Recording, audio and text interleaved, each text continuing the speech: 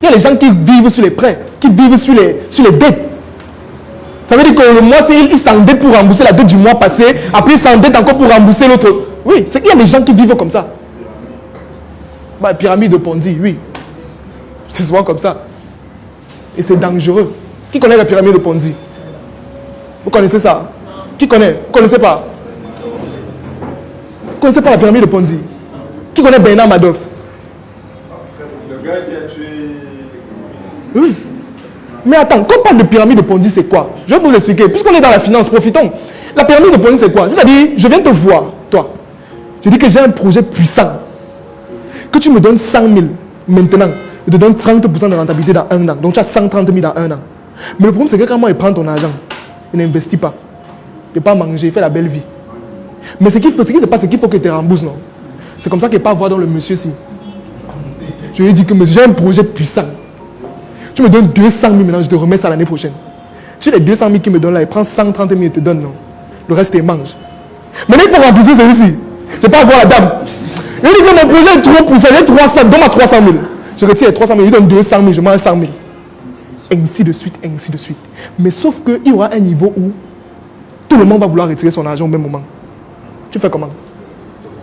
C'est là-bas que ça cuit. Et ce qui s'est passé avec Bernard Madoff. Lui, c'était 65 milliards de dollars. Il ne jouait pas. C'est qu'il était arrivé à un niveau où, c'est-à-dire que pour lui donner son argent, c'est-à-dire pour investir dans son entreprise, tu le suppliais pour pas. Donc tu le suppliais que pardon, prends mon argent. Un niveau de crédibilité extrême. Il remboursait toujours, non? Il prend le celui-ci, pas rembourser là-bas, il prend ici, pas rembourser là-bas, il prend là-bas. Mais maintenant, alors, il est arrivé à un endroit où, une époque où, en fait, toutes les actions de la bourse descendaient. Et bien évidemment, quand les actions descendent, qu'est-ce qui se passe? Tout le monde veut retirer son argent, non? On vient donc voir Bernard Madoff, on lui dit que boss, c'est vrai que tu as les bons chiffres, mais la situation aussi, je veux mon argent. C'est là qu'on se rend compte en fait qu'il n'a jamais investi. Il n'a jamais investi quelque part. L'argent était fait pour aller au Hampton, aller à Palm Beach, ou construire des maisons, être à l'aise. Oui, il mangeait l'argent. 150 ans de prison. Il est mort en prison. C'est ça. Le jour où on a appris que, c'est-à-dire le jour où on a appris qu'il avait escroqué, en fait, il y avait les investisseurs qui avaient mis 2 milliards dans son fonds. Imaginez l'AVC. Même pas l'AVC, il a coupé ses veines. Sur le coup, il a coupé ses veines. Donc il pensait seulement. En plus, les 2 milliards, ce n'était pas pour lui. Mais il avait pris l'argent des gens. Il a dit que non, je vais investir ça quelque part, ça va vous donner l'argent. Du jour au lendemain, on lui fait comprendre qu'il n'y a pas d'argent. Il a coupé les veines. L'autre côté, qui était du 75e niveau, il est tombé, il est mort. C'est ça l'entrepreneuriat. C'est aussi ça. L'arnaque a duré, je crois que c'était de 2000. En fait, c'est une arnaque qui a commencé dans les années 90.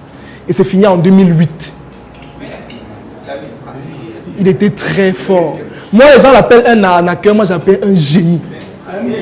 C'est un génie, il est très fort. Le niveau de persuasion, le niveau de manipulation, le niveau de... Il est fort. Quand on parle du Nasdaq, c'est lui qui a numérisé le Nasdaq. C'est lui qui était à la tête du Nasdaq. Mais après, bon, il faut utiliser son intelligence de la bonne manière. Parce que tôt ou tard, ça va vous rattraper.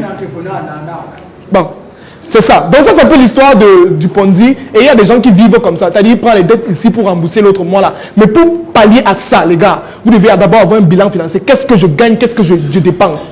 C'est la première étape. L'étape la plus basique en comptabilité. Actif, passif. Qu'est-ce que je dépense? Qu'est-ce que je gagne?